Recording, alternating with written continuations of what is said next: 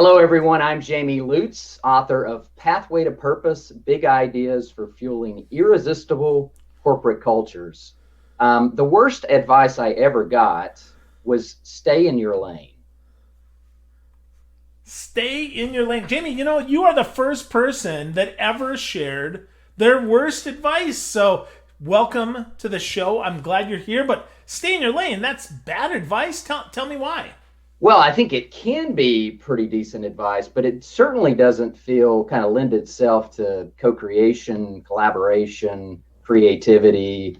And so, yeah, somebody told me that one time, and I don't think they were mean-spirited, but I think it really shuts down the doors for that creativity that we all have kind of inside of us. So I took it for what it was worth, but I think generally speaking, if you, quote, stay in your lane, you'll never stretch yourself to go outside of your comfort zone. There you go. Yeah, it's hard to get promoted if all you do is just the job that's asked. It's hard to be an entrepreneur if all you do is just a little job. So yeah, so staying in your lane. I'm gonna guess writing a book that wasn't part of your lane, was it? That was kind of going a little bit out of my lane. I was pushing myself on that one, but it certainly, in the end, I'm very glad that I did it, because if I would have stayed in my lane, I probably would never have published a book. Yeah, that's cool. Well, it's interesting because 15 years ago, 20 years ago, I was an IT manager, and writing a self-help book was the furthest thing from anything that was in my lane. So I definitely didn't stay in my lane either. Talk to me about how you got inspired to write this awesome book. Congratulations, by the way, my friend. Oh, thank you very much, Phil. I appreciate that. Well, it was kind of a thing that happened over a lot of time. I always felt like, kind of, and I talk about it in my book, I've been really, really blessed, fortunate to work with some amazing companies that are really renowned for service excellence, employee engagement, but from a cultural perspective overall. And as I kind of grew up and was in a number of these kind of great organizations, I was like, I really feel like I've got stuff inside of me I need to get out. I need to share with the world what amazing culture looks like, and how do you like design that? And so that led me to write the book. It was a labor of love. It took a long time, but looking back on it, I'm definitely glad that I dove in and made it happen.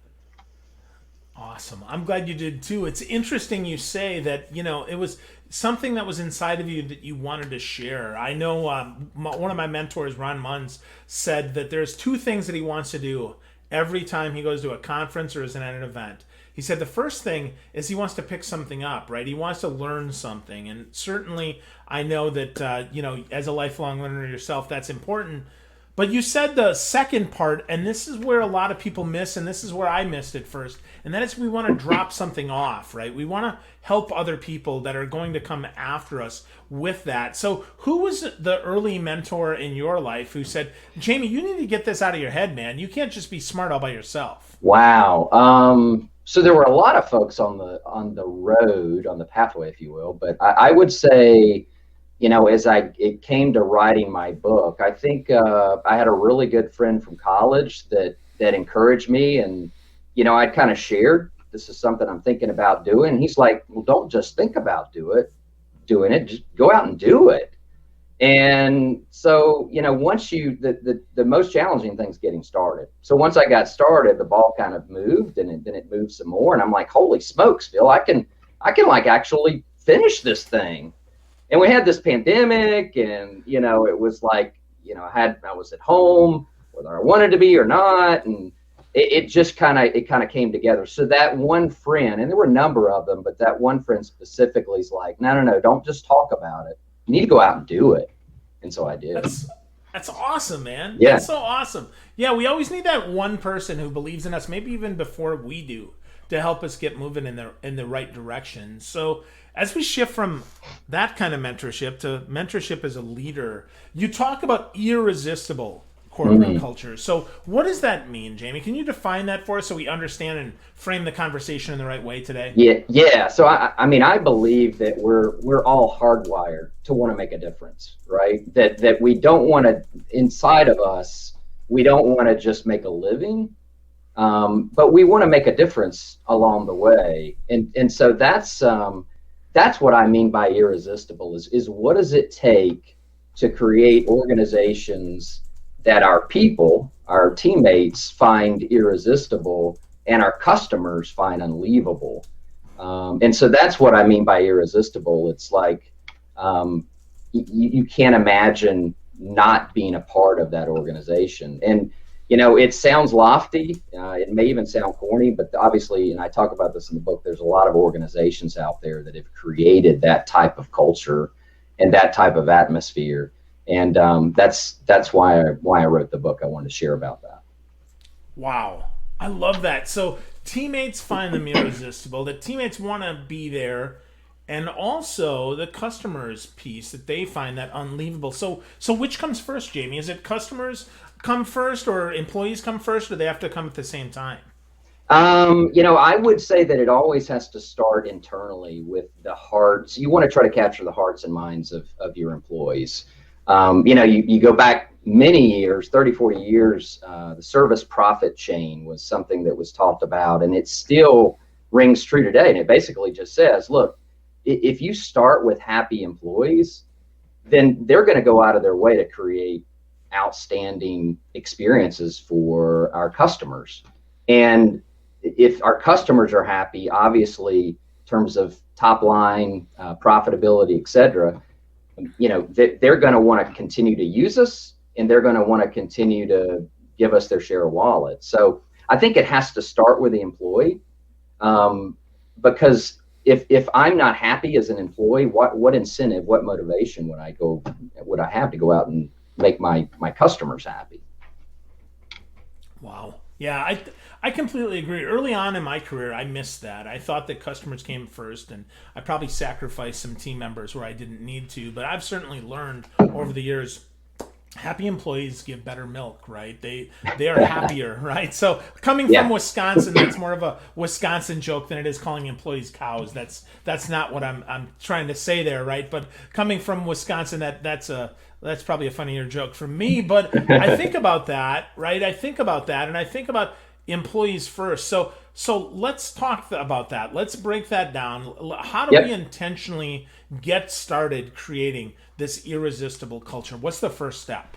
Yeah, the irresistible part is, as a leader or the leader of an organization, you have to determine what type of culture you want. So what are your core values as a leader, and how do you plan to instill that with your people? Because if you don't know what your values are, if you don't know what your purpose is, it's highly unlikely that you're going to be able to instill that into your team members. And so it all starts with those leaders, and it all starts with something I call burn the boats. You've probably heard of that.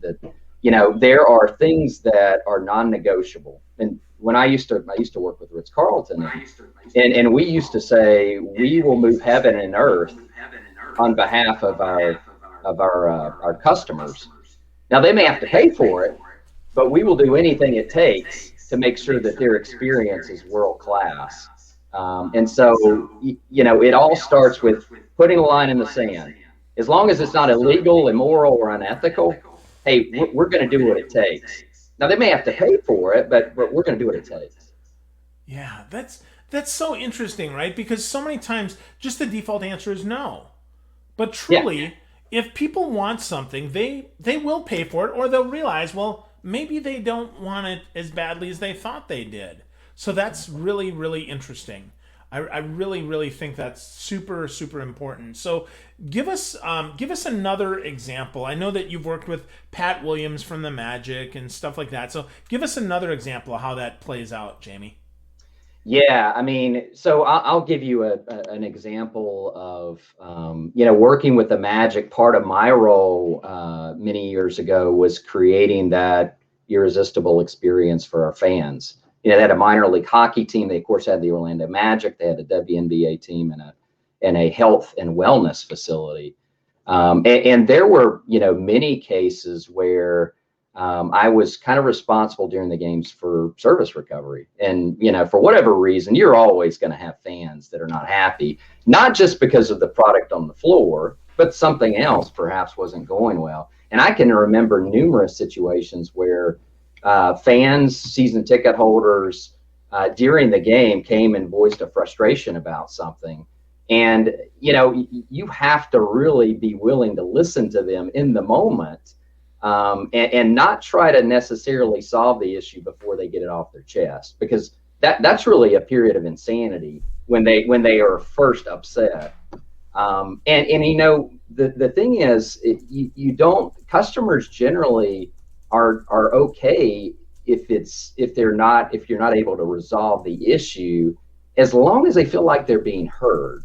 And that's the really key thing I found when it comes to dealing with customers, is you have to connect with them on an emotional level, and spell out for them what you can and can't do. You're right. It generally, it's not about saying no, N-O, but it's more often about no, K-N-O-W, right? It's about helping them understand the situation, that you care, and here's what I can do, or here are some options. Let's talk through those. Wow. It's more about K-N-O-W than N-O. I think that's so strong, right? We have an opportunity there to really zero in first on what the problem is, right? Because we want people to know that we hear them, we value them, we understand them. That, to steal Covey's terms, right? We want to seek first to understand, right? And then, okay, here's what we can do. Here, I'd like you to know what we can do for you, and here's the options that we have. But then, right, don't we have to deliver that? I mean, as a leader, sometimes, Jamie, do you find, or maybe you haven't, that sometimes leaders, they might say that, but then they actually don't deliver that? How does that destroy a culture? That's the kiss of death, really. I mean, to offer to do something, say you're going to do something, you're better off to not have ever said it to start with, because you are in essence trying to instill trust with whether it's an employee, a fellow employee, or a customer. And there's no quicker way to destroy a culture when you destroy that trust. And I'm sure you're familiar with this term, Phil, psychological safety. There is a psychological safety that we generally talk about in terms of employees, where there is an environment where they feel comfortable being creative, saying what they truly believe without fear of any type of retribution. But psychological safety plays a big role in dealing with customers too. If they trust you, if they believe that you're working on their behalf, then they are more likely to be forgiving. They're more likely to give you the benefit of the doubt. However, the problem is when you say that you'll do something and then you don't do it. It's very, very difficult, as you can imagine, to recover from situations like that. And we've probably all been in those types of scenarios. Yeah, that's like the opposite of service recovery. That's like leadership recovery, because it's done. You often don't recover from that. That ends up leading to teams that leave you, and you almost have to start over with a brand new team once they stop trusting you. That's right. So yeah, so let's talk about, though, how we drive accountability. One of the pieces in your book you talk about is driving accountability, but how do we do that for leaders, not just for line level employees? Because so often we talk about accountability. Oh yeah, I want my team to be more accountable. But let's talk about leadership accountability and how we get there. Yeah, and I think that's a great question, and it's such a huge issue. Accountability has such a negative connotation in our society. But here's what I believe. I believe that the best leaders, the best line people, the best employees, they want to be held accountable. Because if you're not held accountable, you don't know what the scoreboard is. And if you don't know what the score is, then there's nothing more deflating than not knowing how you're performing and how you're doing. So I think it's the leader's responsibility to set those goals, to set those expectations up front, and to fairly, but without reservation, hold your people accountable to it. Now, there's something on the opposite end too. So I say it's two sides of the same coin. People want to be held accountable, but they also inherently want recognition. So I think it's really, really inherent on us that it's not just the old school command and control accountability. It's also, hey, I see the job that you're doing. I see what you're working on. And I want you to know, I think you're on the right path and I appreciate what you're doing. But at the end of the day, I think nothing happens without accountability. That's what pushes us to greater heights. And if we don't hold our people accountable, this may sound odd, but I think we are in many ways forsaking our leadership responsibilities, because that's how people grow. Absolutely. Well, as a leader, we're accountable for their accountability, meaning we have to set, reset, reframe, measure, and then help develop those ideal behaviors that help them succeed, right? That help them grow. Because I think you're absolutely right. People want recognition. They want to be promoted. They want more money. They want, some of them, however they want recognition. Some want private, some want public. Each person is a little bit different, but everybody does want that. They want their leader to say, I see you.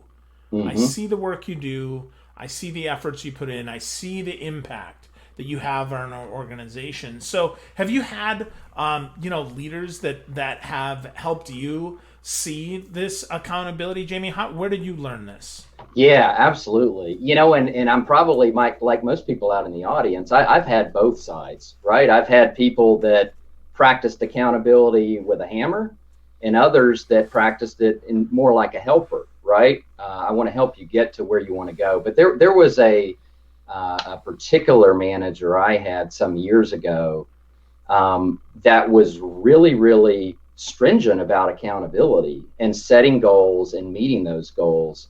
But they were also very heady about, let me help you get there. What's holding you back? How can I, as your leader, help you succeed and reach your goals as well as the organization's goals? And when you've got somebody like that in your corner, I mean, the sky's really the limit. And then you align that with what I'm doing. I feel like my purpose is aligned with the corporate or the corporation's purposes. Then you've got an individual and potentially a team that's going to knock it out of the park, that's going to do exceptional things. Yeah. Well, I've often heard that the job of a leader is to remove obstacles and to carry us forward through the hard times. So I dig that. And I think the good part about doing that is that word does get out. And you talk about in your book here, in Pathway to Purpose, one of the sections is about attracting exceptional talent. And I think nothing attracts talent more than being the roadblock remover, right? Being the person that cheers for your team. So talk to us about the importance of that and how you've seen that show up in the work you've done, please, Jamie. Yeah, and the thing that's so compelling about that too is, and I talk about this in the book, there's so much research out there that says, no one holds more influence over an individual outside of a spouse or a loved one than a manager or a leader.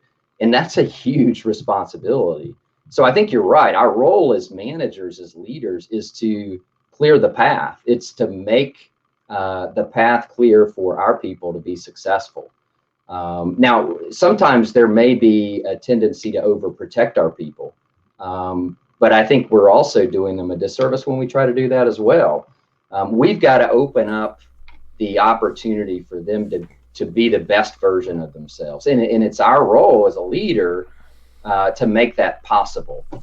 So I've had, as I'm sure you have, Phil, numerous examples of those people in my life that instilled that sense of accomplishment. I'm going to push you.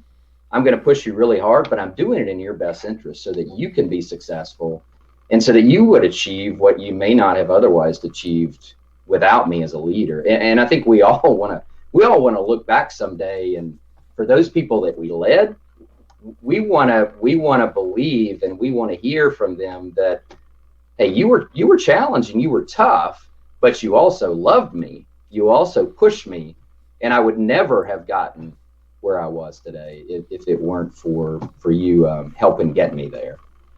Yeah, I think that's so true. And I think what's interesting about that is when we do that, we help our team then share with their friends and their loved ones and the people that they encounter, hey, this is a place that you should maybe consider wanting to work at, and making it far easier to attract the talent. And you talk about in your book how we have to begin within when we're doing this recruiting. So talk to me a little bit more about how we begin within and create that irresistible culture that people then are sharing, and then that attracts those employee referrals. Yeah, so, the essence of beginning within is starting with yourself. And, I don't get to decide whether I'm a leader or not. You don't get to decide. It's the people that we lead that decide that. We have to be worthy of leading. And so it starts with ourselves, and I think part of that is determining what kind of leader do we want to be. And I recommend in the book that people take inventory of that they actually define, this is the type of leader that I want to be. And I really think it's invaluable to share that with your people. So write a couple of paragraphs about the type of leader that you intend to be, and ask your people, am I being that type of leader? I'm going to hold you accountable, but hey, I want you to hold me accountable too, to being the type of leader that you want to follow. Wow, that's so interesting, right? Because that is a level of leadership bravery that often isn't seen. I mean, we get hit with these anonymous 360s, when in reality, if we opened up that conversation and we admitted that perhaps we're not as good of a leader as we'd like to be, but this is what I aspire to, I'd love for you to hold me to account for these things that I'm saying to you are important to me. Well, perhaps then our team might lead us to being more than we thought. Have you seen that being true, Jamie? Yeah, and I think that, again, that's where that psychological safety comes into play, right? So if I'm willing to make myself vulnerable and articulate the type of leader that I intend to be, and that I want to be, not just on behalf of myself or the organization, but on behalf of the people that I work with, that's a true difference maker. And they will take that vulnerability, and they will begin to open up, and you will begin to understand what makes them tick, right? And when you understand them on a personal level, and they see you as an advocate for them, again, that what you can accomplish is that state of irresistibility. And I've seen it happen in some of the great organizations that I've worked with and that I've studied. Those leaders are willing to step outside of themselves and put themselves on the line on behalf of their people. Yeah. Well, that is the definition of a great leader, right? Someone who's willing to put themselves out because they know that they've mentored their team, because they know that they've helped them become even greater. So lots of awesome stuff in the book, Pathway to Purpose, Jamie. But as we kind of wrap here, I want to talk a little bit about the last chapter in the book, and that is preserving the irresistible. Because I think it's one thing to create a culture, it's another thing to preserve it. So talk to me about how we can preserve that irresistible culture once we've made it. Yeah, I think it goes back to the burn the boats. We've got to stay true to what we believe are the differentiators, the non-negotiables within our organization. Unfortunately, I think a lot of organizations look at culture and they look at it as a race and not a marathon. It's a never-ending kind of experience. It doesn't end. And so it's not a program du jour where you focus on one topic one month and then you focus on culture the next month. It's an ongoing thing. So you have to continue to have your hand on the pulse of what your people are thinking, obviously what your customers are thinking, and we've got to continually evolve with the demands of our employees and our customers. So I think more than anything, Phil, I think it's an understanding that, this is not a 3-month initiative or a 6-month initiative or even a year initiative. It's an ongoing, this is who we are, this is what makes us tick. And we may change our goals, we may change our objectives, but really, if you've picked the right purpose and the right core values, those should sustain you throughout. And so you've got to make sure you're hiring for that. You've got to make sure that your people are continuously aligned with that. And remember to continue to stay the course, that culture will not erode. But that's the key. And it all starts with, the CEO and the leaders that kind of make it happen. They've got to continually roll that down to their people on a daily basis, so that it doesn't become rote, so that it doesn't become dull. You got to make them understand what it looks like. What is, it's one thing to say we're customer oriented, or we're all about our employees, but anybody says that, right? I mean, we've got vision statements on in boardrooms in nice frames all over the country, but if your people can't articulate it, if they can't explain what it looks like in real life, street level terms, it's not going to last if it ever was real to start with. So you got to be relentless. So how do we do that, Jamie? Let's get a little tactical here. How do we do that? Because I agree with you. I think it's important to be relentless. But as a leader, right, if you're hearing this for the first time and you're like, ooh, I really want to drive this down, I really want to do this, how do I do that on a daily basis without sounding like an automaton? Yeah, well, the best example I can give is at Ritz-Carlton. And our core values were wrapped in an 8.5 by 11 Credo card. And within the Credo, you had the service standards, you had the employee promise, you had the mission and the vision of the organization. And every day that got reinforced as part of a huddle, a 10 to 15 minute huddle that was a combination of a pep rally and a combination of, let's talk about who we are and what makes us unique at Ritz-Carlton. And so every day you would cover a service standards or one of the items that's on the Credo card, but it wasn't about memorizing it. It was about enlivening it. It was about bringing it to life. And so every day you would say, okay, our service standard for today is, I'm involved in the planning of the work that affects me. That was one of the 12 service standards. Susie, tell me what does that look like? How are you involved in the planning of the work that affects you? What does that look like on a daily basis? How can we help you feel more involved in your work? So that sounds kind of simple, but I'm telling you, Phil, that one Credo card, I believe, was the main impetus to make Ritz-Carlton one of the greatest quality customer service, employee engagement companies in the world. So, there's something to be said about reiterating or reinforcing things over and over and over. And we know, research tells us that kind of becomes over time your DNA. So you've got to continuously talk about what's important. Enliven it in the sense of, tell me what it looks like, and then you've got to constantly have your hand on the pulse of what your employees are experiencing, what your customers are experiencing, and all of your key stakeholders. If you do those two things, you're well on your way to creating an irresistible culture. Awesome. Well, it starts with understanding, right? Who the heck you are, what is non-negotiable. I really dig that. And then over and over again, embodying that, sharing that, asking questions, and sharing stories so everybody can see that Credo, if you will, live inside them to create that irresistible culture. So really awesome stuff, Jamie. Dig your book, man. Lots of great stuff in here. Folks can get it at jamielutz.com. That's JAMEYLUTZ.com. But Jamie, if folks have questions, if they want to connect with you, where else would you send them? Where else could they find you hanging out? Yeah, the traditional channels. Feel free to reach out to me on LinkedIn or Facebook. Also on Instagram as well, but you can look me up, and would love to interact.